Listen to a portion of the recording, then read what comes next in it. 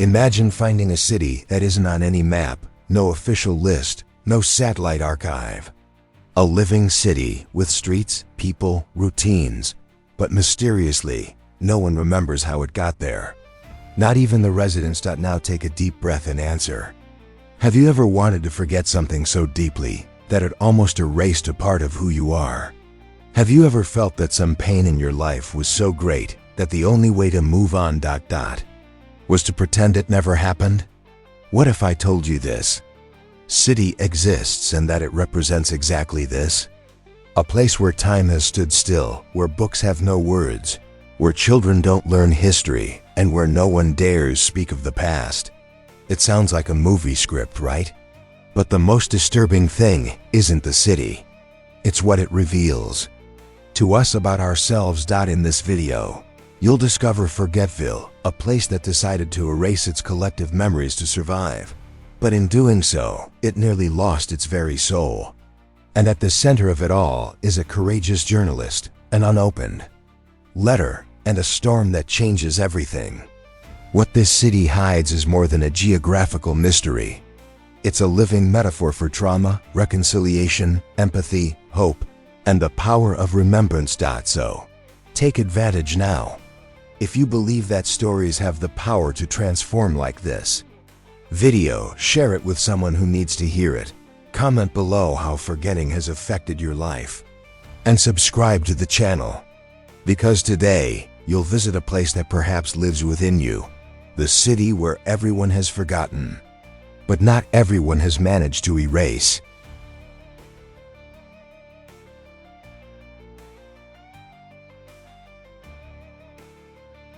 Emily Brooks was never one to ignore signs.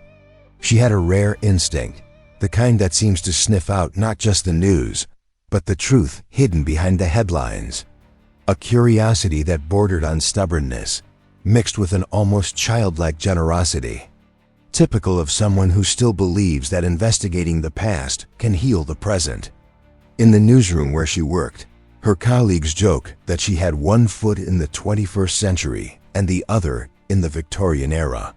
And it was on a rainy afternoon, among the dusty archives and donation boxes at the city library, that she found the map. A yellowed parchment with delicate lines, showing a town with a strange name, Forgetville. It didn't appear on Google Maps. No local journalist knew of its existence. But what truly awakened her emotional intelligence, and also her fear, was a handwritten detail in the corner of the map. The town that shouldn't be remembered. Of course, anyone else would have ignored it. They would have made a joke, taken a photo to post on social media, and gone back to their usual hurried life. But not Emily. There was something there that compelled her beyond reason. The feeling that it was a calling. That this piece of paper was more than a historical curiosity. It was an invitation to understand something the entire world had chosen to forget. It was as if that map whispered, "Come discover what is not yet ready to be spoken aloud." And driven by that courage only the obstinate possess, Emily decided to follow the map's path. She drove for hours into the interior of the state, guided only by instinct and hope. When she rounded the last bend in the road, she saw a rusted sign that read, in faded letters, "Welcome to Forgetville." But nothing that followed could be explained by logic or modern cartography. The town was there, alive, pulsating, with people walking the streets, small shops open, children playing in the park. Only there was something off. The faces were kind, but there was a hollowness in their eyes. Emily's simple questions, "How long have you lived here? Who founded the town?" were met with awkward silences or nervous laughter. No one knew, no one remembered. As if this community had arisen out of nowhere or had purposefully forgotten what it once was. And most disturbingly, no one seemed to care. There, the routine continued without a past, without haste, without memory. Emily felt a chill. This town hid something greater. And maybe, just maybe, she had just opened a door that could no longer be closed. Because what is forgotten one day demands to be remembered. and everything indicated that Forgetville was not just a place. It was a warning, a mirror to something much deeper.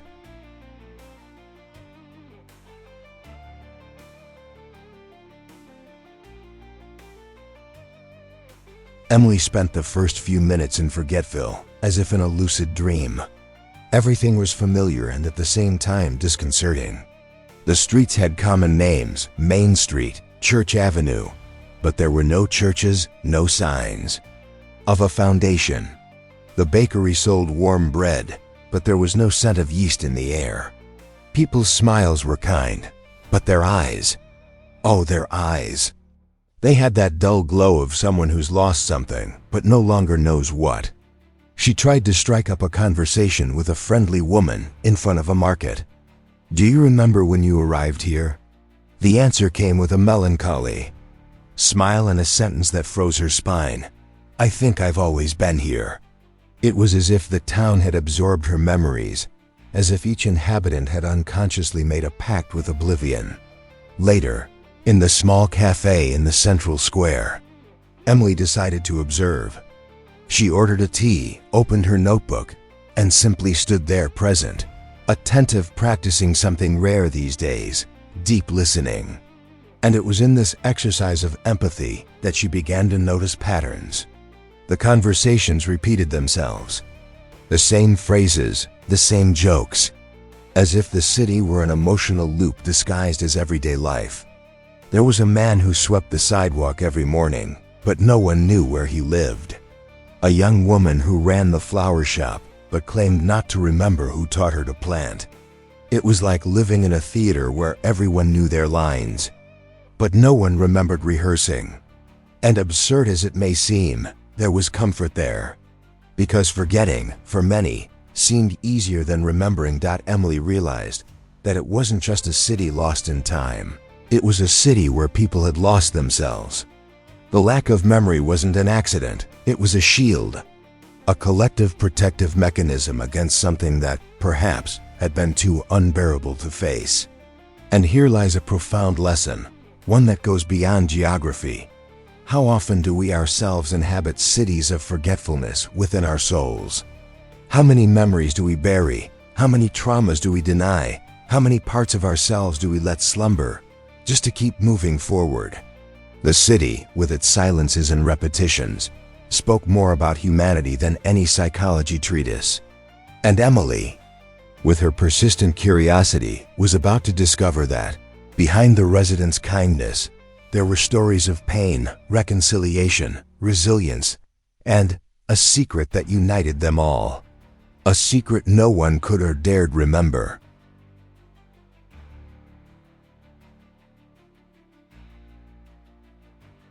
The hotel sat on the corner of a street that looked hand-painted, with an Art Deco facade, peeling gold trim, and an old sign that simply read, "The Echo Inn." As she walked through the revolving door, Emily felt something shift in the air. A scent of aged lavender mixed with nostalgia, and something harder to name perhaps. The sensation of entering a place where time doesn't apply. The receptionist, a woman with a soft voice and a fixed gaze, handed her an iron key with the number 213. No electronic systems, no digital check-in, no cameras. When Emily entered the room, everything seemed too perfect. The bedspread was neat, the windows spotless, but all the clocks were stopped at exactly 4:44 a.m., even her cell phone, fully charged, shut off without warning. As if the city didn't allow time to be measured. Here, the present was all that existed, and that, for some, was peace. For others, it was prison. She tried to photograph the room. The camera turned off. She tried to record an audio on her voice. Recorder, but everything went silent after a few seconds. It was then that she realized that Forgetville didn't just hide memories, it distorted time. There was something subtle, almost imperceptible, in the way the days seemed to lengthen and the nights blurred together with memories. Emily wrote in her notebook by candlelight, "Time here doesn't pass, it observes." And it wasn't just a sensation, it was an intelligence.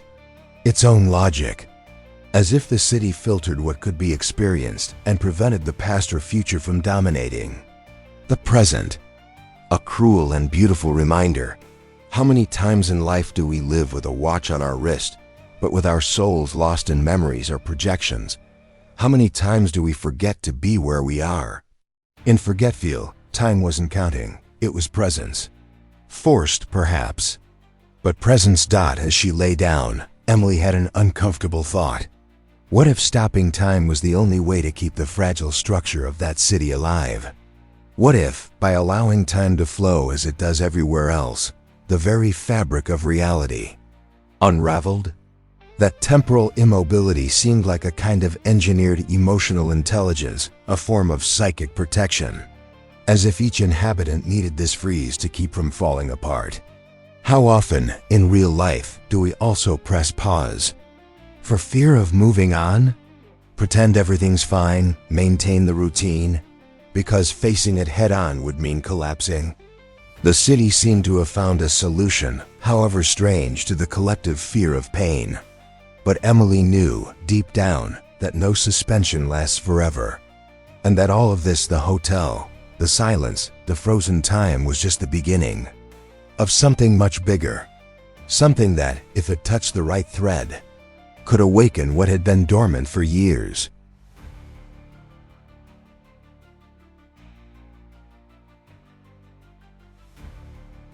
The Forgetville cemetery lay behind the old stone chapel, half hidden by vegetation that seemed to grow faster than human memory.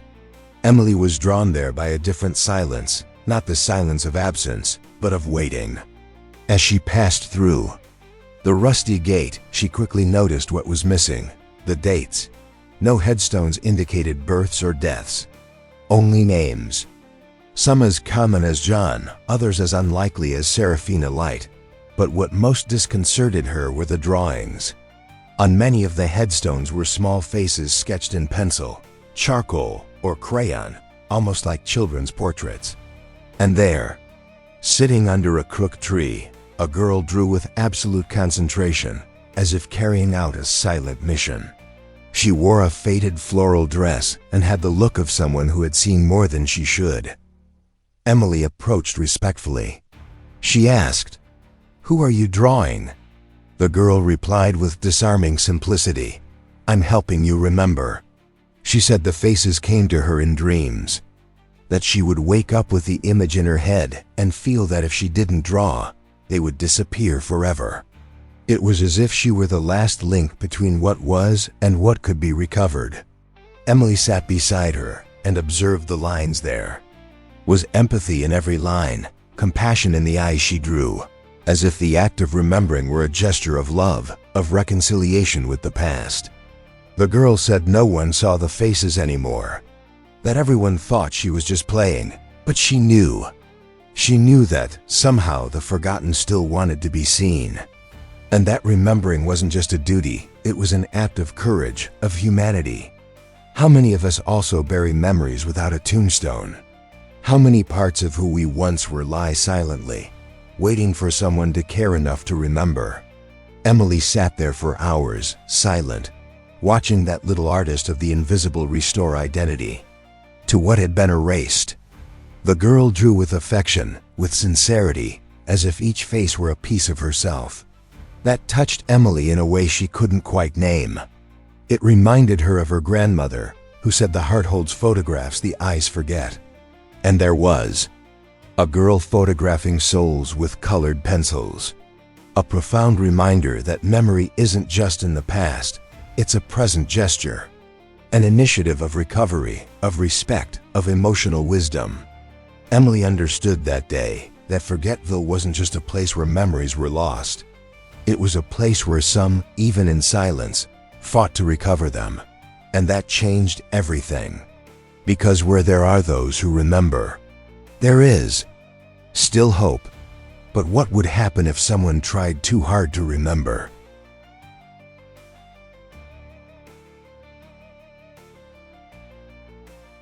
The Forgetville school looked like something out of a 1950s movie. Red bricks, a metal bell, a faded American flag waving half-heartedly. Emily was greeted by a smiling teacher named Miss Palmer, who led her through the hallways decorated with children's drawings and phrases like "live in the now" and "here is always today." There was something welcoming there, but also unsettling. Entering one of the classrooms, Emily noticed that the blackboards bore no dates, no mathematical formulas, no historical references. The students were learning to plant rosemary, sew on buttons, and draw mandalas, all with great care, affection, and collaboration. But when she asked about history classes, Miss Palmer gently replied, "Here we don't teach what's past. The past only slows the heart." It was as if their memory was seen as a burden, and the only way to live was to stay on the surface of the present like walking on thin ice to avoid sinking. Emily couldn't hide her astonishment. She tried to understand if this was an alternative methodology, an experimental school. But there were no history books, no maps, no computers. The exercises involved manual activities, artistic expression, and everyday tasks. And surprisingly, the children seemed happy. There was an innocent peace in the way they helped each other, shared pencils, or smiled at each other. It was an education based on kindness, emotional intelligence, and empathy. But what about a sense of identity? What about belonging to something bigger, to a timeline, to a shared past?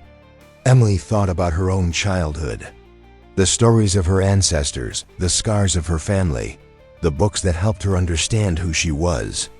How can one grow up without knowing where one came from? How can one build a future without acknowledging the lessons of what once was? Forgetting can soothe, but it can also impoverish. Leaving school, Emily felt a knot in her chest. It wasn't just about education.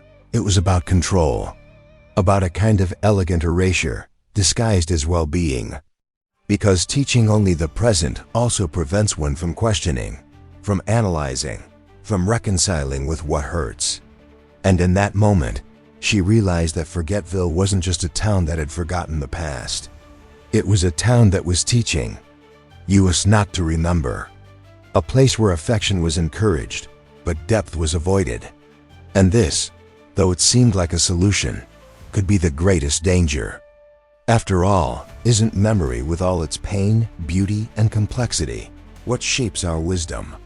Emily knew something there was about to break. Because all it takes is one child to ask the wrong question, for the wall of silence to begin to crack.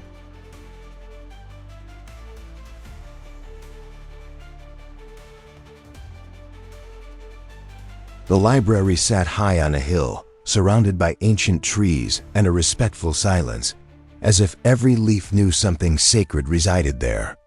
Emily climbed the steps with her heart racing, curious but also restless.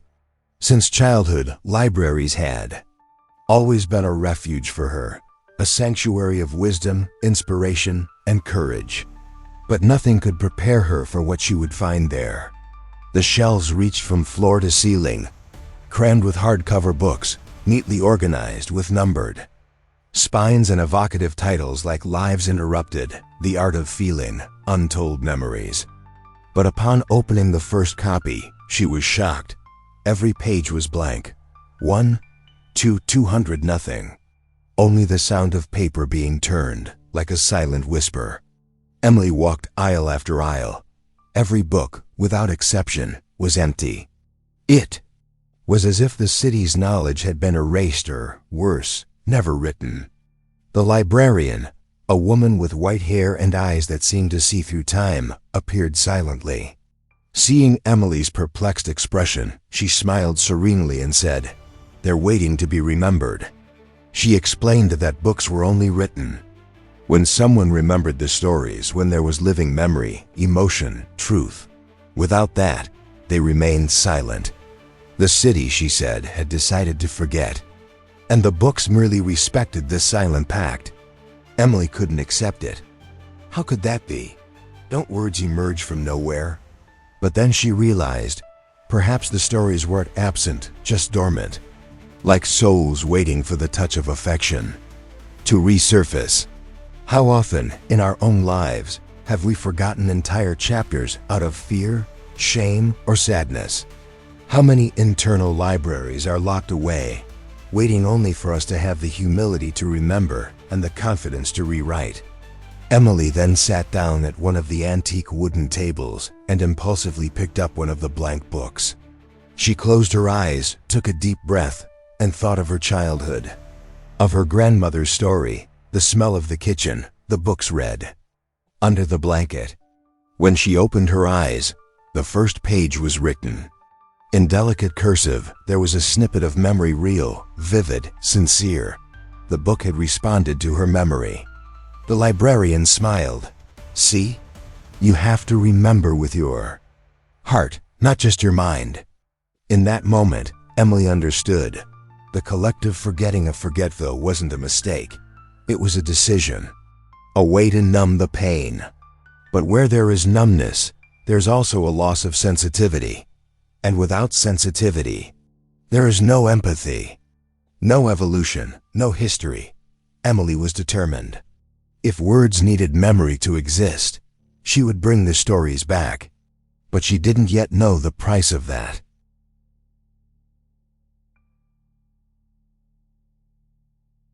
Forgetville City Hall looked like a cardboard model made for an old movie. The windows were dusty, the furniture covered with gray cloths, and the paintings on the wall displayed the faces of mayors no one could name. Emily entered, pushing. The door opened carefully, as if invading her own past. Inside, time had stopped in an almost theatrical way. Papers were scattered on the floor, drawers ajar, a typewriter with a blank sheet of paper waiting for decades. But it was on the central table in the mayor's old office that she found the object that would change everything. A letter. A yellowed envelope sealed with wax, with firm handwriting that read, "Only open when someone remembers everything." It was more than a message. It was a challenge, a warning, a portal, and perhaps an invitation to something the heart wasn't yet ready to know. Emily stood still for long minutes, staring at that envelope as if it were an emotional bomb about to explode. Who had written it? And what did remember everything mean? The words echoed like a spiritual riddle. She thought of everyone she had met there, the empty eyes, the automatic gestures, the gentle smiles that hid an entire world unsaid. Letters seemed to hold the key to a collective secret. Something big, something ancient, and perhaps too traumatic to face. Emily felt fear, but also a thirst for truth that burned like fire beneath her skin. It was the journalist's perspicacity wrestling with the empathy of the woman who had learned to respect that sacred silence. She knew she couldn't open it yet. Something told her that the city needed first to reclaim its soul. And that would require more than curiosity. It would require collaboration, love, reconciliation, and a courage few were willing to muster. In the days that followed, Emily carried that letter in her purse, like someone carrying a compass or a sense of guilt. With each conversation with the residents, with each empty expression, with each gesture of silent generosity, she understood more. That letter was not just a document. It was a mirror, a symbol of what we all avoid facing. How many sealed letters do we have within us? How many truths do we put off until later becomes never? Emily began to understand that remembering wasn't an isolated act. It was collective. It was necessary to put the pieces together, rebuild affections, allow humanity to re-emerge from the cracks of fear and insecurity. Because only when the town remembered, not with its mind, but with its heart, would the contents of that letter make sense. And when that happened, the fate of Forgetville could change forever. But there was one detail no one expected, not even her.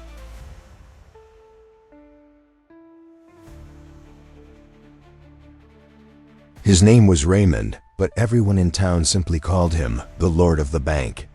He spent his days sitting under the same oak tree in the central square, staring fixedly at a point between the sky and memory. He had a hand-carved cane, which he never used, and a black-bound notebook that no one had ever seen open. Emily approached kindly, offering tea and a little conversation, the most universal language of empathy. At first, he reacted like everyone else. He smiled affectionately, blurted out a few sentences about the weather, and returned to his practiced silence. But there was something in his eyes, something the others lacked. A gleam of someone who had seen too much, a wisdom hidden beneath layers of resignation. And that was what piqued Emily's curiosity. Raymond hadn't forgotten. He had chosen to forget. For days, she visited him. She spoke little, listened a lot. She trusted in the power of presence. Gradually, he began to drop small clues, memories, disguised as metaphors. She spoke of a city that once wanted to know too much, of a collective error disguised as salvation. And although she denied everything the next minute, Emily knew she was close to something big. Until, on a night of thick fog, Raymond paused for a long time after a seemingly innocent question about the origins of Forgetville ... and murmured, "We weren't forgotten. We hid." Emily felt a chill run down her spine. That wasn't just a phrase, it was the missing key. If the city was made of oblivion, it was because it had chosen to erase itself, to survive, to escape something, to protect itself.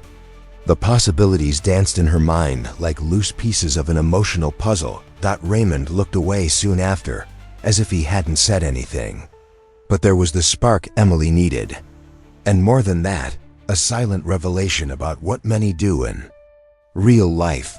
They hide deep truths beneath layers of routine, humor, and levity, because remembering can hurt. But denying slowly corrodes.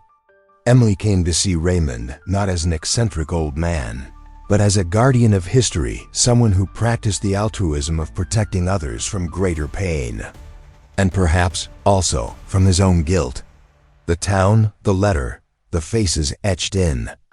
The cemetery all pointed to a collective trauma no one dared name. But now, with that sentence, the search took on a new direction. Because if Forgetville had chosen to forget, perhaps it was possible to choose to remember. And in that act of remembering, however painful, perhaps the first spark of true reconciliation would be born.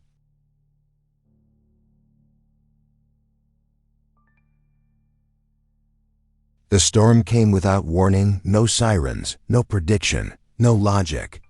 As if nature itself had decided it was time to shake off the veil covering the city.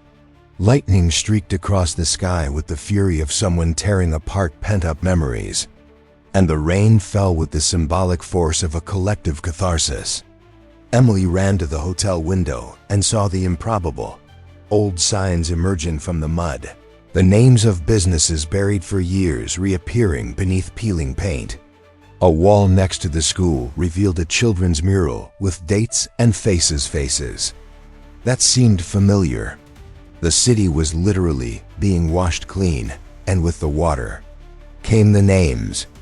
Whispered in the wind, wept on street corners, silently shouted by those who until then couldn't even remember their own birthday.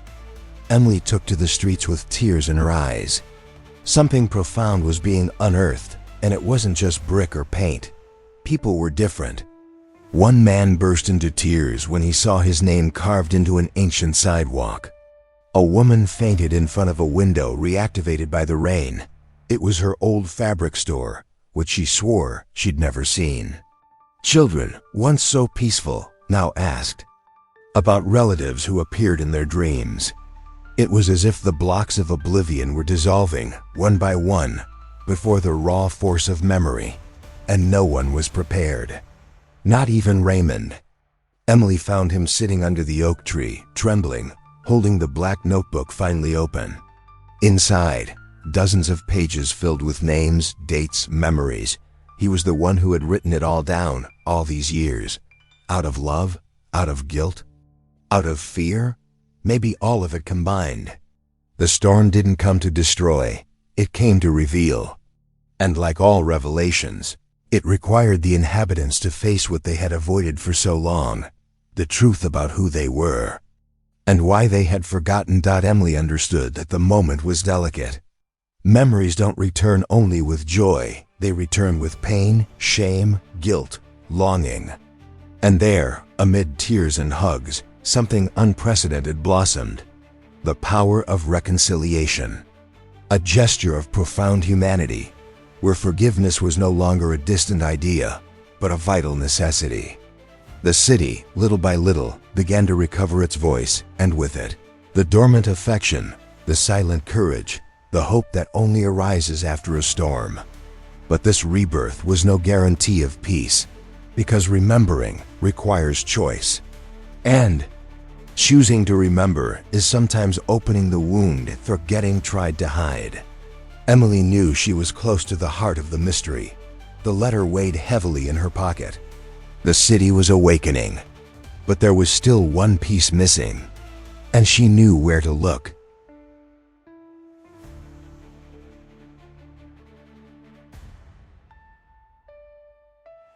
The sound of thunder still echoed across the hills as Emily entered the old town hall for the last time. But now there was no hesitation. Her steps were firm. She carried fragments of truth gleaned from respect, listening, and a kind of courage that only arises when the soul commits itself to something greater than itself. Raymond stood at the door. He didn't try to stop her. He simply looked at her with an expression that mixed fear, gratitude, and an ancient weariness. Emily placed the letter on the table. She looked around. Damp walls, old half-developed photos. The feeling of being in the command room of a story that tried to erase itself. And then she broke the seal. Her hands trembled. Her heart, too. The first sentence of the letter made her body freeze. We write this with love, guilt, and despair.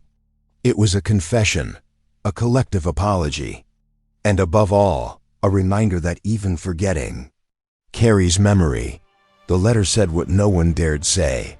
Forgetville had been the scene of a tragedy decades ago. A chemical accident caused by an experiment, intended to cure, ended up contaminating part of the population. Children fell ill. Families were torn apart. The entire town plunged into pain, shame, and despair. And in a silent pact, emotional, spiritual, almost magical, the survivors decided to forget. A group of local leaders engineered the erasure. Documents burned, books blanked, clocks stopped, dates removed, and a new routine built around denial. And Raymond was one of them, the keeper of memory, tasked with writing everything down in case someone would one day remember. The town didn't just forget, it numbed itself. It chose to survive without remembering, because remembering would hurt more than bearing it. But now, with memory returning, there was a chance for healing, for reconciliation, for rebuilding with truth. Emily left the letter on the table, but something in her had changed forever. Forgetting may seem like a solution, but only by remembering. Is it possible to love again fully? The town was beginning to breathe a new air. People looked into each other's eyes again. Some hugs lingered longer. Children asked difficult questions, and this time, the adults didn't shy away from answers. Because now they knew, healing doesn't lie in erasing the past, but in rewriting it with humanity, courage, and compassion. Emily, with tears in her eyes, realized that her mission there had been more than journalistic. She had been an instrument of reconnection, not by having all the answers, but by allowing herself to feel, to listen, to inspire. The town now had a voice, and that voice came from memory. But a question still lingered. If Forgetville could remember, how many other towns or people have still forgotten themselves?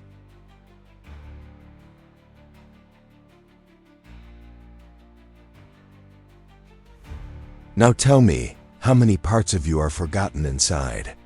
How many stories have you swept under the rug for fear of facing the pain? How many times have you moved on without understanding what was left behind?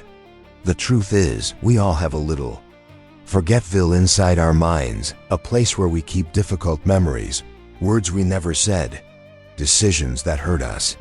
And that still echo, even in silence. But here's a secret that few have the courage to share. Healing isn't in pretending nothing happened. Healing begins when we sit with what hurts, with empathy, humility, and compassion. When we have the courage to open the letter we've avoided for years and allow ourselves to remember. Only then does reconciliation emerge. Only then does memory transform into wisdom.